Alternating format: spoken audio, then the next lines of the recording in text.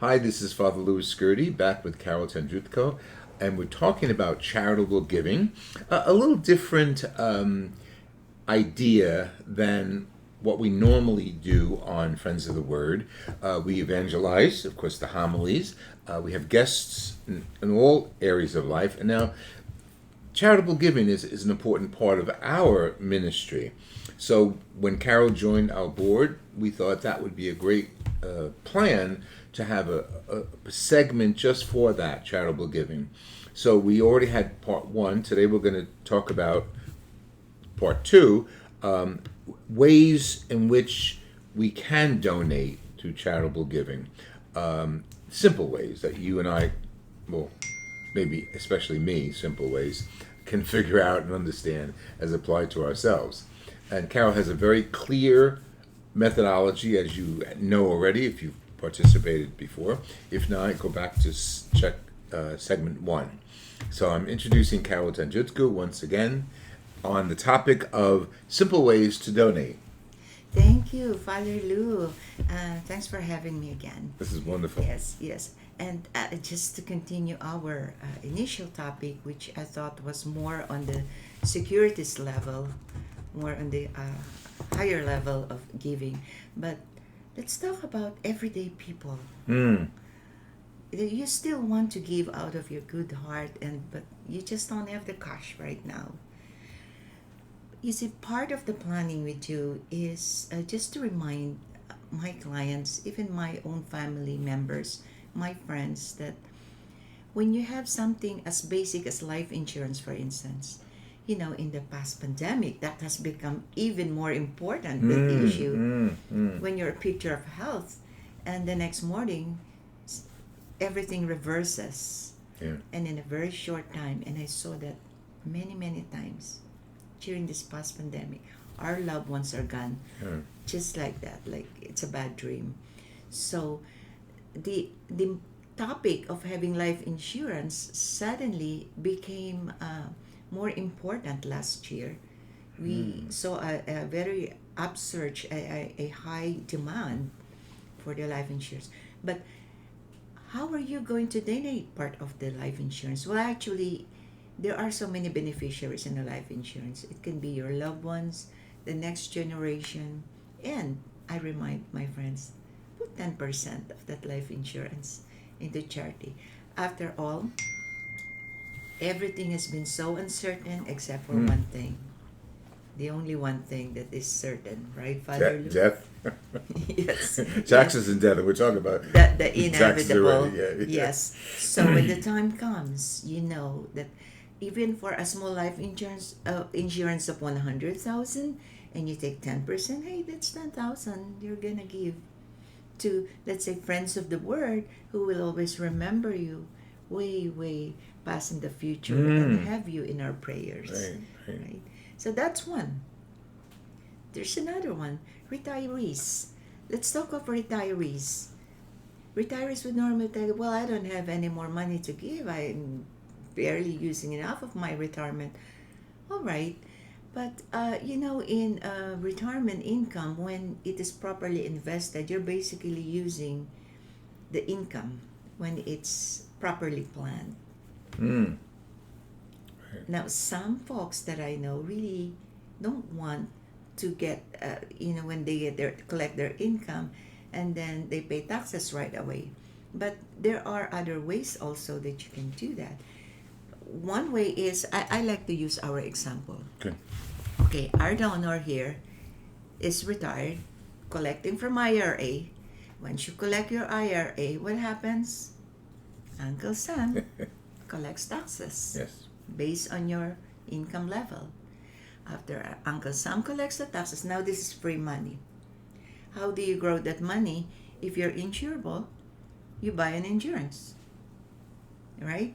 And then in that insurance, you can create a second estate, which means upon your death, somebody's going to pay for all the expenses and a portion of the money goes back to our house of charity. There you go, your house of charity. Or the other way is you take out Uncle Sam in the equation you have now yourself as the donor. And from institution to institution, where the IRA is, directly gives the money to the house of charity. It's got to be a public charity, Friends of the Word, and I'm talking about people who are 72 years old and above. Those, the required minimum distribution, you have to take money at age of 72, and that's under the new law, the Secure Act. It used to be 71 and a half. So now under the new law, it's 72. So somebody who's 72 can take money from the IRA, and I know how many people would say, I really did not take money from that IRA.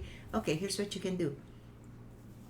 That same money, instead of using the required minimum distribution, name it directly to the charity. Transfer it directly to the charity. It's 100% not taxable. In fact, it does not count on your gross income of the year. Oh, it does not even count as a gross And income. a certified charity is what we call a 501c3, and of course, Friends of the Word is one of those. And there are many of those 501c3. That's the key. Yes, to another that's one charity. of the requirements. It Right. must be a public charity. Right. So it's a registered 501c3. And other than a 501c3, this is not going to work. Right. We're only talking about that. Right. Now, here's another thing. You've heard of people who won lottery or come into possession of inheritance. That's big, right? Yeah. But Never had one, but someday maybe. But yes. Or maybe you heard of some charity offering you donate and have an income, and you Right. How is that possible? Good. Well, that's a way of what you call some charitable gift annuities, and this is how it works. So you again, as the donor, you have certain amount of money. You are doing a Medicaid planning, right? In a Medicaid planning, you have only to have a limited income. But then you have this pot of money, so now you're not qualified. What are you going to do about it? And you need the money, right? You need to survive. So one strategy that we can do as part of your planning, this will involve some trust, some documents, is to move that money into a charitable gift annuity. And that is the point. Let me call back our financial institution. And this financial institution will set it up. So, sorry, Uncle Sam, you'll be there on the side, nothing for you. You can move that money over here. Now, once the money is moved here, we can decide to have some kind of an annuity. But the annuity, where is it going to be paid? To you. Oh, interesting. Yeah. What we did is just remove the asset in your name. Put it in there. Yes. But the income goes back to you because you need the money. But you need to qualify for other things like Medicaid. All right. So now the income we give you, now that is taxable. That is where he comes from. Good. Collect the tax. But Okay, that is controllable. So the bulk of money, the inheritance, went to the institution, and from that, the donor is receiving an income. Yes. Is that That's right. clear? That's right. Now, hold the thought, because from that income, there are other planning you can do. So we're going to limit the income to what you want. But what if you have this next generation again to worry about? Of course, we all do. And then next generation. So all these babies you still need to take care of. No problem. Hopefully you're still insurable. The money you brought here can still buy the insurance. Gotcha. Okay. Yes. Okay. And that insurance, upon your demise, can pay everyone else. Yeah. So, So that the gets you covered. institution needs to have this, how can I say, office by which you receive this payout. Yeah, that payout is an annuity. And the technical terminology for that is a charitable gift annuity. Okay. Yeah. Now, Who controls that? Maybe I'm not asking the question correctly. In other words, I gave the money to an institution, and now I want an income back from that, which I understand. But who controls that? Do we need somebody at the institution? Is it the Now, government? that is your house of charity. That's the Friends of the Word right there. Okay. The money is just, the annuity is set up, the contract is just set up by the institution. The manager, Okay. yeah, technically the owner Okay. is the Right. Friends of the Word. Right. It's not you anymore. Remember, we. Right. We gave it. Take it out, Yes. yeah. Yes. However, does the Friends of the Word get access to the money? Well, not immediately, because Okay. the money is intended really for you during your lifetime. Right. Right. But after your demise, that's when the Friends of the World get some remainder of that. Now, there's another terminology we call the charitable remainder trust, wherein the remainder of all this trust goes into the institution of your choice. Mm. So this is really like a little bit of, it goes around, it circles around this money, and we did talk about some aspects here that I want to show to you, if you would, in a PowerPoint, Okay. like here, just to give you a brief. Are we still on airplane? Yeah. Yeah. So I just want to play that. Okay. Looks like we're on hold.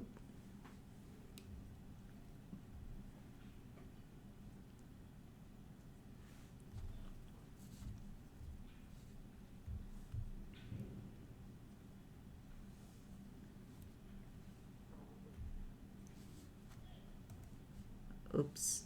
Well, for some reason our video is not working now. Something's up. Fruit or something. It is, right?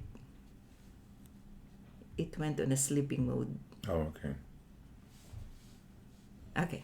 All right. So, yeah, we can cut out that portion. Yeah. Yeah. Anyway, so these are just some of the ways that you could do. So you could do cash, you could do securities, the highly appreciated assets. You can even use cryptocurrencies. Yeah, how many people have cryptocurrencies? You can even set that up by changing the what you call the street name, the owner.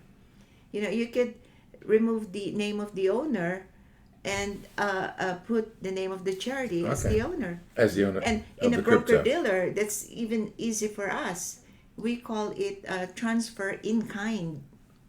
Okay. It's the actual stocks. So from me to the charity, it's just a change of the owner, and we draft some documents. And once you become the new owner, it's up to you to actually sell that. Yeah. But Interesting. in the previous session, we talked about the Donors Advisory Fund. The Donors Advice Fund, the donor and the next gen, they have the power to say where that money will be invested.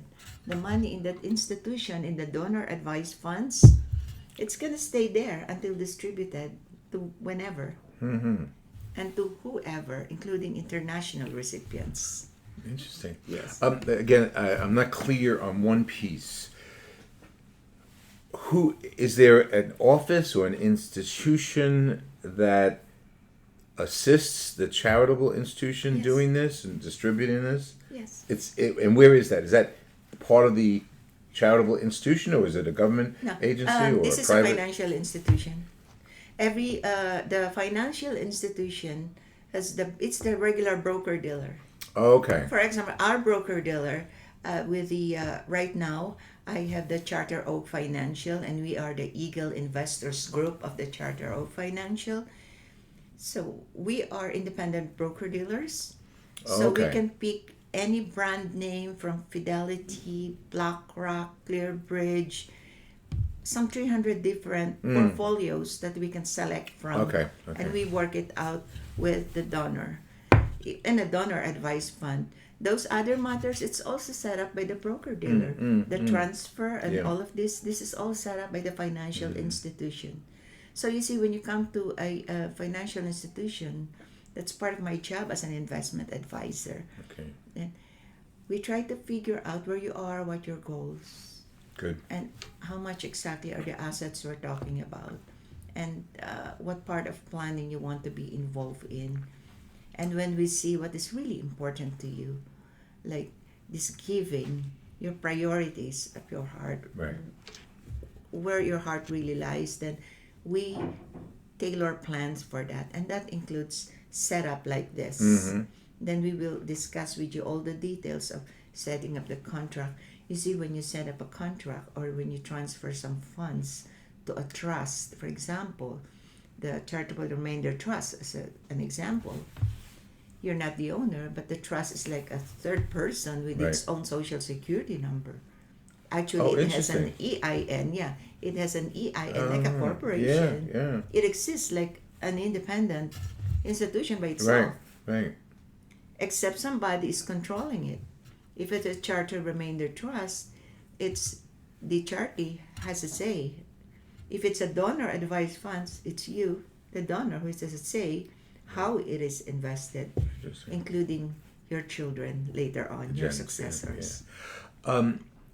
What is the minimum amount of money that a person can do to establish this fund, this event? It can be really low. For example, in a donor advised fund, it can start at 5,000, Oh, okay. going up. But when you go to broker dealers, usually for us to make sense and for you to get the tax deduction, somebody in the ballpark figure of around 50,000. Okay. And you might say, wait a minute, I need that 50,000. No, I'm talking about the 50,000 over a number of years. I'm talking about 50,000 to be deducted from your taxation this year. So Okay. if your household income is, for example, in 180,000 level between the husband and the wife, and how many people have that, right? Right. Instead of you paying Uncle Sam, sorry, Mm-hmm. you get something. Instead of paying everything to Uncle Sam, you carve out a portion of that, take it into a donor's advised fund, and there you are. We're gonna set it up for you. Take the taxation out for the whole year. You set up 50 this year, take it out this year. It doesn't mean you're distributing the money. Right, right, right. Wow, it's a lot to take in. Again, I'm going. See, I have the access to Carol. I can ask a million questions, and I'm going to give Carol Carol's email to all of you so you can ask her more questions. And I would play this over, okay, because this is not a one-shot deal. To understand and comprehend and really put it in action. So, play it over. This is Father Louis Scurdy with Friends of the Word and Carrollton Judko talking about charitable giving on many levels and many ways of doing it. If you have any questions and you want to direct it to me, Father Lou Scurdy at hotmail.com. And Carol's email is a bunch of letters, but it makes sense. AMLD GC. A- AMLGC Oh, at GC. Verizon.net. Okay. It stands for, Here it goes. Here it goes. Go for ahead. my prior practice, Anti-Money Laundering Global Compliance. Anti-money laundering global compliance. Now, is that a hoot or is that a who? I tell you, all our guests are very interesting. Sometimes a little confusing, but very interesting. So you got that, and that'll be on our byline as well. God bless you, and think of us, friendsoftheword.org. And keep going to the source, Friends of the Word, and share the information, the homilies, the guests, the interviews, the special events with family and friends. And we'd like to build up our email list, so contact us and say, add me to your email list. This is Father Louis Scurdy with Carrollton Judko. Thank you for joining us. God bless you, and happy 2022. Thank you.